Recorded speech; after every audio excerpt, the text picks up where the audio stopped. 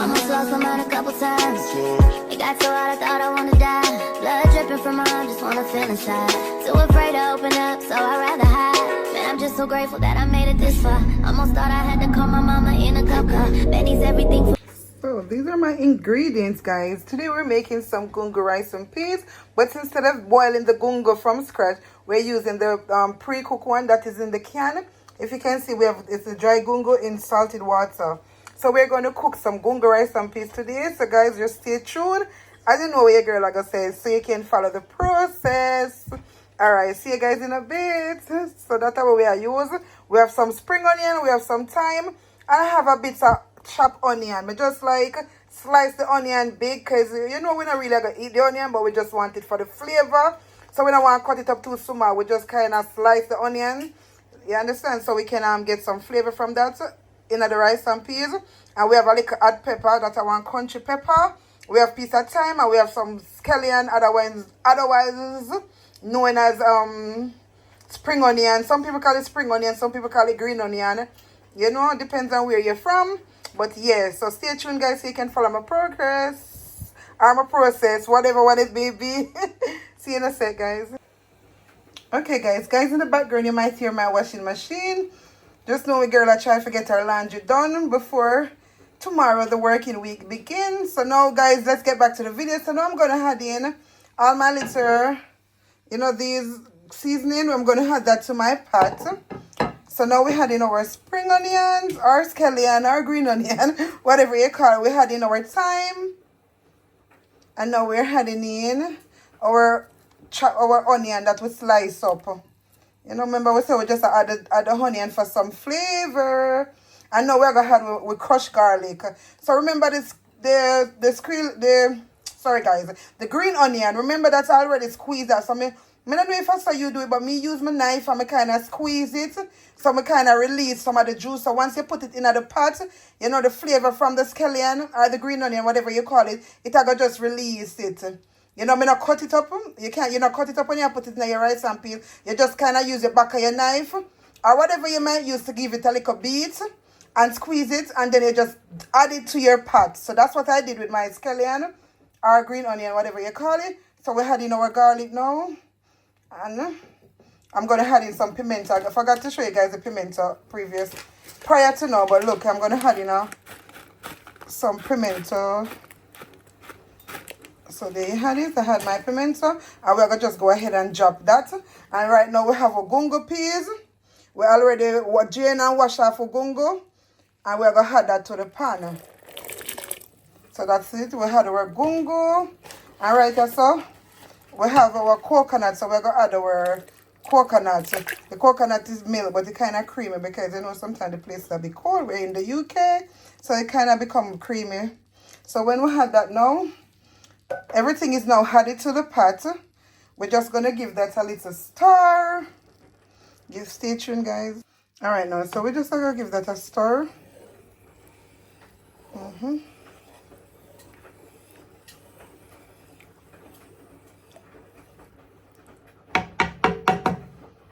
Yeah, and then we're going to leave that to start boiling up again until the kind of like cook out the coconut milk and all of that.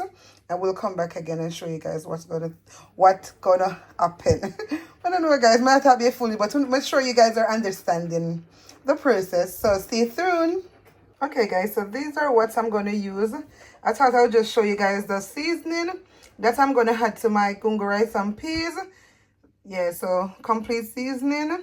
And the all-purpose savory, a bit of paprika just for color, a little bit of cardamom, and then our Maggi seasoning. So that's what we're adding to our rice and peas. So stay tuned. I'm going to go ahead now and the machine just to make itself be known. Yes, guys. So now we're going to add our powder seasoning. So there you have it. Just go in and give that a little stir. And we're going to also come back and add some butter to that. So leave that for a second and I'll come back and add my butter. There we have some butter to it. Yeah, so we had a bit of butter now. And then we're going to leave that, as we said before, for everything to cook out. And then we'll come back and we're going to add our rice. Remember, the peas are already cooked. I just want the seasoning and all. Hey guys, so as you can see, now I'm about to wash my rice. We have some Hilda basmati rice. Yeah, so that's what I'm doing. I'm going to wash my rice and come back. Yeah guys, so as you can see, everything is now boiled into the pot. So the season and everything, you know, the flavor from that boil out in the liquid. So now we're going to add our rice. Everything that we already add to the pot is already cooked. And the flavor already released in our pot. So now we're going to add our rice. So we'll wash our rice. See that we'll wash our rice. And make sure you wash your rice a couple of times just to make sure your rice is nice and clean. And now we're going to go ahead and add that rice that we wash to the pot. Ooh. Knock out everything. We don't want to lose the rice. We come back and scrape that out. So that's we had the rice to the pot. Now just give it a little stir.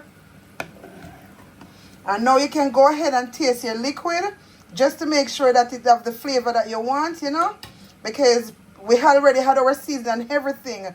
But what you can do is just have a little test at the taste of the liquid to make sure that you can taste the flavor that you desire to be in your rice and peas. Alright guys, so we'll come back and show you the process in a minute. See you in a sec. Okay my lovely, so I'm back to checking our rice and peas, and this is 15 minutes later after I cover my rice and peas and leave it to cook on medium heat. I am back to see what's happening, and you can see for yourself that the rice and peas is nice and cooked, ready to serve up. So there you have it guys. This is very nice. I make sure I check my liquid like I said before to make sure that it was flavor to my liking, and it was, and it is. Yeah, so I will never leave you guys unless I showed you what it looks like, plate up and serve up, whatever one. Yes, so stay tuned guys. Let me serve it up and show you guys what we're having our gungo rice and peas with today. This I can't wait to dig in. I haven't had gungo rice and peas for a long time. You know, you have British people and them only use the red peas, so they rather to have red peas. Everything them want kidney beans. They don't want to try new things. But if you know, then you know gungo rice and peas is something that I love. Like my mom used to cook it on special holiday, because we cook rice and peas every Sunday. The red rice and peas, we normally cook that every Sunday in Jamaica. So my mom used to cook like gungo rice and peas on special occasion. You know, like how Christmas she had our pot roast pork and all of that. You know, she had to cook that with gungo rice and peas. Anyway guys, stay tuned and I'll show you guys the finished product. Alright. So guys, like I promised, I will show you guys the finished product. So today we're having our gungo rice and peas with some curry goat, and on the side a little bit of coleslaw. So that's what it looks like served up. Yes guys, so I'm gonna dig in right now, and if you're hungry, time to eat. Alright, see you guys later